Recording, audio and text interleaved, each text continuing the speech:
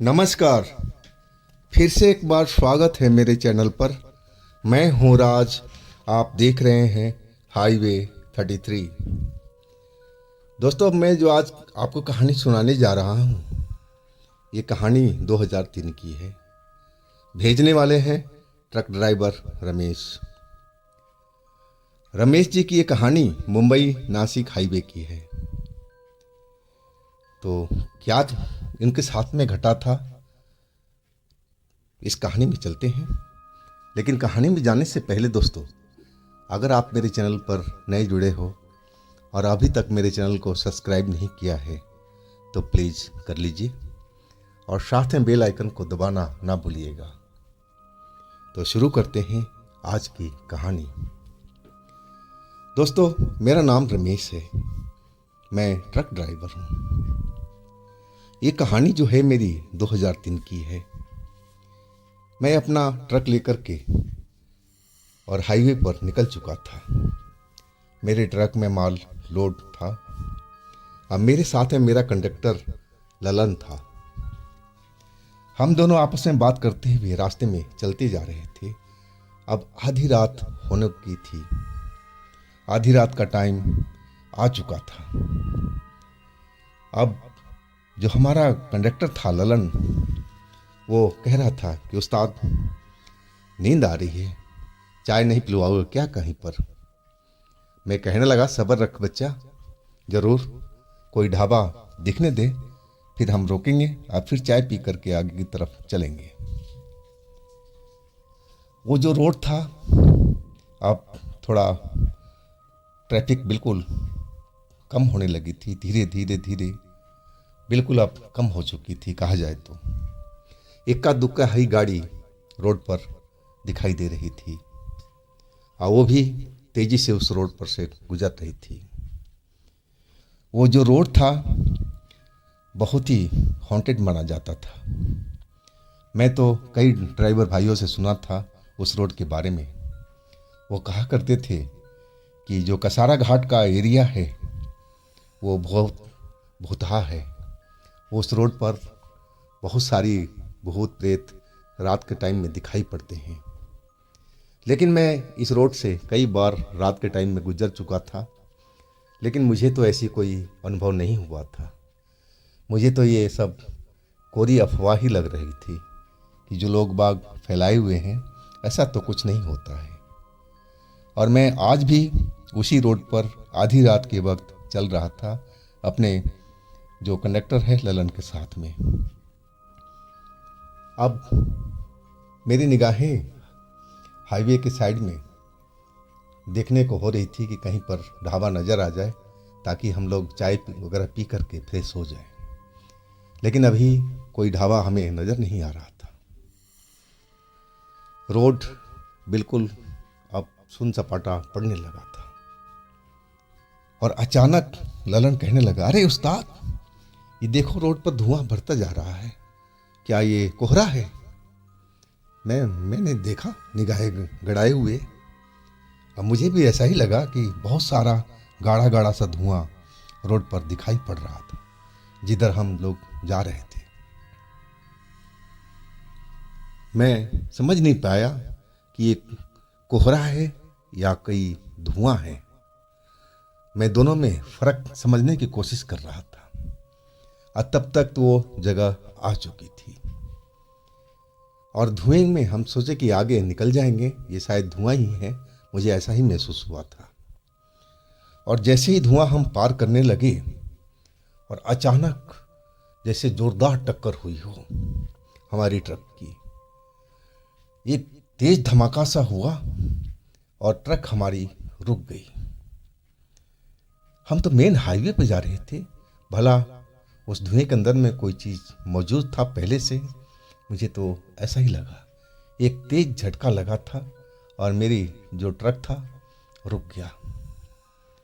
अब हम ललन और मैं एक दूसरे की तरफ देख रहे थे उस तेज आवाज़ की बात में कि आखिर ये हुआ तो क्या हुआ। और ये सब बहुत ही अचानक हुआ था, हम संभल भी नहीं पाए थे। अब हम एक दूसरे को तरफ देखते हुए और उस एक्सीडेंट का अंदाज़ा लगा रहे थे कि आखिर इस जगह पर हमारी गाड़ी जो ट्रक है किस चीज़ से टकराई है। लेकिन उस जगह पर तो धुआं धुआं भरा हुआ था। आसपास में मुझे कुछ भी नज़र नहीं आ रहा था। हम धुआं को छटने का इंतज़ार करने लगे। जो ललन था वो दूसरी साइड का खिड़की खोले अब बाहर देख रहा था। अब मैं भी वैसे ही कर रहा था। मैं अपनी साइड का खिड़की खोल करके बाहर की साइड धुएं को देख रहा था कि ये अचानक धुआं कहाँ से आया और धुएं का सोर्स क्या है। धुएं में कुछ जलने वाली बदबू नहीं थी, या इसका मतलब था कि ये आग लगने वाला धुआं नहीं था, ये कोहरा भी नहीं लग रहा था। तो ये फिर क्या था, मैं उसी चीज का अनुमान कर रहा था। तभी उस धुएं के अंदर से एक हाथ निकला और मेरी गर्दन को एक झटके से पकड़ करके नीचे खींच दिया। मैं तो संभल भी नहीं पाया। मेरे मुंह से तेज चीख निकली और मैं नीचे जमीन पर रोड पर गिर पड़ा था। मेरा जो कंडक्टर था वो मेरा नाम लेके चिल्लाने लगा, रमेश उस्ताद क्या हुआ, आप कहाँ पर हो। वो बेचैन आवाज में चिल्लाई जा रहा था, उस्ताद, रमेश उस्ताद।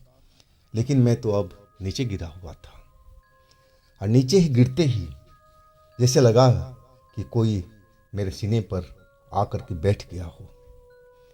मेरे सीने पर लगभग लग रहा था कि क्विंटलों का वजन रखा गया है। अब मेरा सीना दर्द से फटा जा रहा था। मैं उस वजन से बचने की कोशिश कर रहा था, उस वजन को हटाने की कोशिश कर रहा था, लेकिन वजन तो मुझे कोई दिखाई नहीं दे रहा था।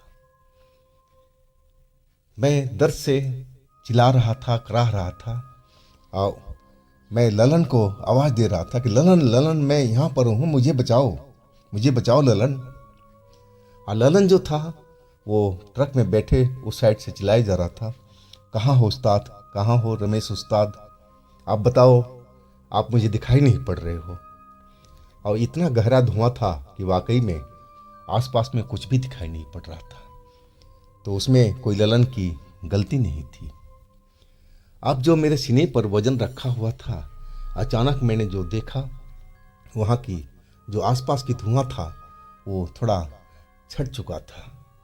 अब मैं जो देखा कि मेरे सीने पर एक जवान औरत बैठी हुई है।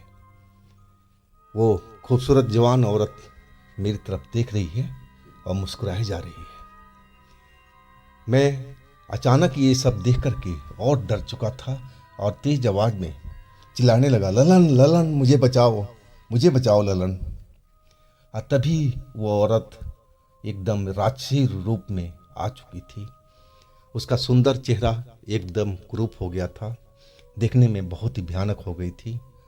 अब उसके जो चेहरे पे बड़े बड़े दांत मुझे बाहर निकले हुए दिखाई पड़ रहे थे। आँखों में जैसे लग रहा था कि खून बह रहा हो, उसकी आंखों में खून सा दिखाई पड़ रहा था। अब ये सब देख करके और मैं डर चुका था। तभी वो औरत मेरे गर्दन पर अपना हाथ रख दिया। मैंने देखा कि उसके जो नाखून थे वो लंबे लंबे बढ़े हुए थे, शायद वो मेरे गला को काटना चाहती थी। तभी मेरे पास में ललन की आवाज़ आई, उस्ताद तुम कहाँ पर हो उस्ताद। और उसी वक्त में जैसे वहाँ एक शोर सा सुनाई पड़ा ट्रैफिक का। लग रहा था कि कोई बड़ी गाड़ी, ट्रक ही हमारे पास में आ रही हो, और उसकी जो रोशनी थी धुएं के अंदर में चमकती हुई दिखाई पड़ रही थी। और जैसे ही रोशनी हमारे पास में चमकती हुई नज़र आने लगी, वो जो चुड़ैल थी वो मुझे छोड़ दिया और अचानक वो एक उस धुएं में गायब हो चुकी थी और वो धुआं भी बिल्कुल छटने लगा। मैं अब जो रोड पे गिरा हुआ था, ललन मेरे पास में ही था और मेरा हाथ पकड़ के उठाया, उस्ताद आप ठीक हो ना, क्या हुआ था आपके साथ में, आप नीचे कैसे गिर गए। वो मुझसे सवाल पर सवाल पूछने लगा था, लेकिन मैं उस वक्त कुछ नहीं बोल पा रहा था, मैं बिल्कुल डरा हुआ था। अब मैं यही चाह रहा था कि इस जगह से जल्दी से हमें निकला जाए। ये जगह वाकई में बहुत भयानक है। और वो ट्रक हमारे पीछे साइड से अब आगे की तरफ निकलता जा रहा था। अब उस जगह पर जो धुआं था अब बिल्कुल छट चुका था। वो बड़ा सा ट्रक था और उसका जो कंडक्टर था वो हम दोनों की साइड में देखते हुए कह रहा था, अरे भाई, इस जगह पर क्यों गाड़ी रोका है? ये जगह ठीक नहीं है भाई, आगे निकल जाओ, यहाँ मत रोको गाड़ी को, तुम लोग यहाँ से जल्दी निकलो, यहाँ पर रात में कोई ट्रक नहीं रोकता है। और फिर उनकी ट्रक गुजर चुकी थी। हम जल्दी से आए और अपना ट्रक के पास में देखने लगे कि हमारा जो टक्कर हुआ था किस चीज़ से हुआ था। लेकिन वहाँ तो कोई ऐसी चीज़ थी ही नहीं जिससे हमारा कोई टक्कर हुआ हो, और हमारी गाड़ी में कोई डेंट भी नहीं थी। सबसे बड़ी बात ये थी, लेकिन इतना बड़ा धमाका, इतना बड़ा टक्कर झटका जो हमें लगा था, ये कैसे हुआ था? मैं कुछ समझ नहीं पा रहा था, ना अब उस टाइम समझने की कोशिश कर रहा था। अब हम जल्दी से गाड़ी के अंदर सवार हो गए थे और गाड़ी स्टार्ट करने लगे। गाड़ी तो पहले स्टार्ट नहीं हो रही थी, लेकिन 2-4 बार ट्राई करने के बाद में मेरी गाड़ी स्टार्ट हो गई थी। अब फिर हम उस जगह पर रुके नहीं। हम बहुत आगे जाकर के चाय की दुकान, जो ढाबा था, वहाँ पर रुके थे। वही ट्रक उस जगह पर रुका हुआ था जिसका कंडक्टर मुझे सावधान करता हुआ निकल गया था। शायद उन्होंने हमें देख लिया था और कंडक्टर ड्राइवर चाय पी रहे थे और कंडक्टर चाय पीते हुए हमारे पास में आ गया, क्योंकि हमने भी चाय का ऑर्डर दिया था, लेकिन अभी भी हमारा शरीर डरा हुआ था। मैं समझ नहीं पा रहा था कि कुछ मिनटों के अंदर में ये सब हमारे साथ में क्या हुआ था, कौन थी ये औरत और क्यों मुझे मारना चाहती थी। वो कंडक्टर कहने लगा, भाई आप लोग तो बहुत गलत जगह पर खड़े थे।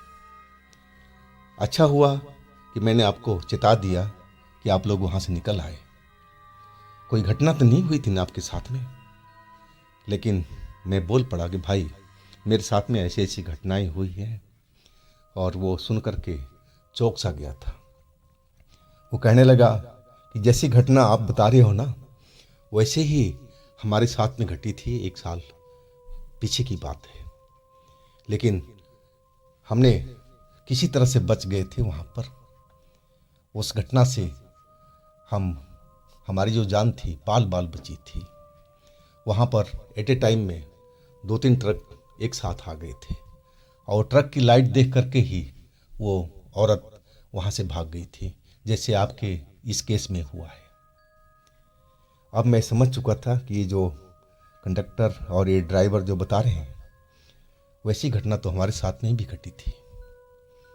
तो क्या ये कसारा घाट वाली भूतिया रोड की कहानी जो लोग बताया करते थे, क्या ये सच थी? अब मैंने समझ गया था कि हाँ, ये बिल्कुल जो कहानी है, घटना है, ये सब सच्ची है। लेकिन ये घटना हर रात को नहीं होती है। मैं इस चीज़ तो देख लिया था, कोई अलग ही रात होती थी उसके लिए, क्योंकि मैं उस रोड से कई बार रात के टाइम में गुजरा था और वो आधी रात की वक्त थी, लेकिन उस टाइम हमारे साथ ऐसी कोई घटना नहीं हुई थी। शायद ये अमावस की रात थी, मुझे तो यही लग रहा था। तो दोस्तों, ये थी रमेश जी की अपनी आप बीती। अगर आपके पास भी इस तरह का कोई घटना है तो आप मुझे इंस्टाग्राम पर या मेरे व्हाट्सएप नंबर पर शेयर कर सकते हैं। और दोस्तों, मेरे दूसरी कहानियों में जाइए, उनमें भी अच्छी अच्छी कहानियाँ हमने डाली हुई है जो बेहद आपको पसंद आएगी। चैनल का लिंक नीचे में मैं दे रखा हूँ डिस्क्रिप्शन बॉक्स में, तो एक बार उन कहानियों को भी मज़ा लीजिएगा। और दोस्तों, मेरे इस चैनल को भी लाइक कीजिएगा, सब्सक्राइब कीजिएगा, शेयर कीजिएगा। फिर हम मिलते हैं अगले दिन एक नई घटना, एक नई कहानी के साथ में। आप लोग अपना बहुत ही ख्याल रखिएगा। नमस्कार।